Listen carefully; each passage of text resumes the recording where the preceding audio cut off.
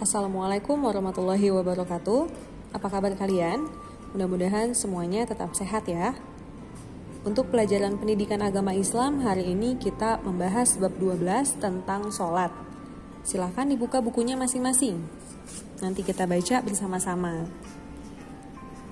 Oke, kita baca ya, halaman 112. Setelah mendengar suara azan, Aziz segera keluar kamar. Aziz ke kamar mandi dan berwudu. Aziz segera pergi ke masjid untuk sholat berjamaah. Sholat adalah ibadah yang wajib dikerjakan oleh orang Islam.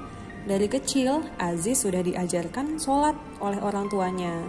Itulah sebabnya ketika mendengar suara azan, Aziz segera berwudu dan pergi ke masjid untuk sholat berjamaah. Nah, kalau anak laki-laki, bagusnya sholatnya di masjid. Kalau anak perempuan, lebih bagus sholat di rumah. Oke, kita lihat pengertian sholat. Sholat adalah suatu ibadah yang dimulai dengan takbir dan diakhiri dengan salam. Sholat adalah tiang agama.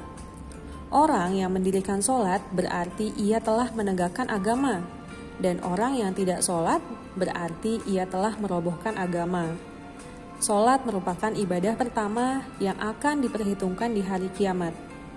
Bagi orang yang sholatnya baik, maka baik pula semua amalnya. Supaya sholat kita benar dan baik, maka kita harus mengetahui gerakan sholat yang baik dan benar itu seperti apa. Mari kita pelajari bersama.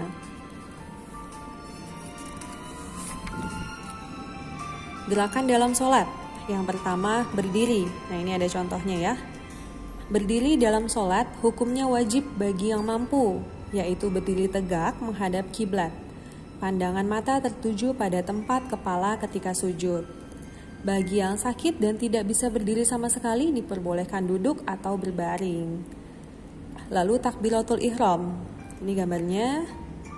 Mengangkat kedua tangan sejajar dengan bahu dan jari-jari sejajar dengan telinga. Telapak tangan diarahkan ke kiblat. Ketika takbiratul ihram dibarengi niat sholat yang akan dilakukan. Bacaan takbiratul ihram adalah Allahu Akbar. Lalu yang ketiga, berdiri bersedekap. Nah, bersedekap ya, tangannya seperti ini. Gerakan berdiri bersedekap yaitu meletakkan kedua tangan di atas dada atau di atas pusar. Tangan kanan menutup pergelangan tangan kiri. Ketika berdiri sambil membaca doa iftitah dan surah Al-Fatihah. Kemudian dilanjutkan dengan membaca surat pendek dalam Al-Quran yang sudah dihafal. Gerakan selanjutnya, ruku. Nah, ada gambarnya ya, ruku. Gerakan ruku yaitu gerakan membungkukkan badan dengan lurus. Tangan memegang lutut, pandangan mata tertuju ke tempat sujud. Lalu i'tidal. Gerakan i'tidal yaitu bangun dari ruku, berdiri tegak dan tangan diletakkan di samping. Sujud. Gerakan sujud yaitu menempelkan dahi, kening, hidung, kedua telapak tangan, lutut, dan jari kaki menyentuh lantai. Duduk di antara dua sujud. Gerakan duduk di antara dua sujud yakni duduk di atas telapak kaki kiri, telapak jari kaki kanan masih menyentuh lantai, dan telapak tangan diletakkan di atas paha. Seperti ini gambarnya ya. Duduk tasyahud awal. Gerakan duduk tasyahud awal yaitu duduk tasyahud awal sama dengan duduk di antara dua sujud. Nah, bisa kamu perhatikan gambarnya. Namun, ini masih lanjutan yang tadi ya. Jari telunjuk tangan kanan ditunjukkan dan pandangan mata diarahkan ke ujung telunjuk kanan. Duduk tasyahud awal hanya ada pada sholat zuhur, asar, maghrib, dan isya. Duduk tasyahud akhir. Gerakan duduk tasyahud akhir yaitu seperti duduk tasyahud awal. Bedanya, pada tasyahud akhir, telapak kaki kiri dimasukkan ke bawah kaki kanan. Telapak kaki kanan ditegakkan dan pantat diletakkan di lantai. Yang terakhir, salam. Gerakan salam yaitu menoleh ke kanan sampai pipi kanan terlihat dari belakang. Sambil membaca salam dan menoleh ke kiri sampai pipi kiri terlihat dari belakang sambil membaca salam. Bagian C, mencontohkan kegiatan agama di sekitar rumah. Selain sholat, ada banyak sekali kegiatan agama yang bisa kita lakukan, seperti mengaji, shodaqoh, puasa, membayar zakat, dan lainnya. Sebagai umat Islam, kita harus mencontohkan serta mempraktikkan kegiatan agama dengan baik.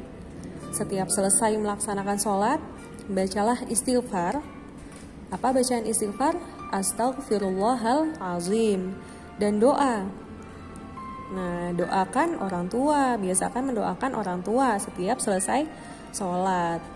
Apabila mempunyai uang, belajarlah untuk bersedekah. Ini contohnya ya, ini anak ini bersedekah. Apabila bulan Ramadan telah tiba, belajarlah untuk melaksanakan puasa dan membayar zakat. Semua kegiatan di atas sangat disukai Allah. Pastinya kita semua mau disukai sama Allah ya. Makanya harus melakukan banyak kegiatan seperti yang telah disebutkan tadi.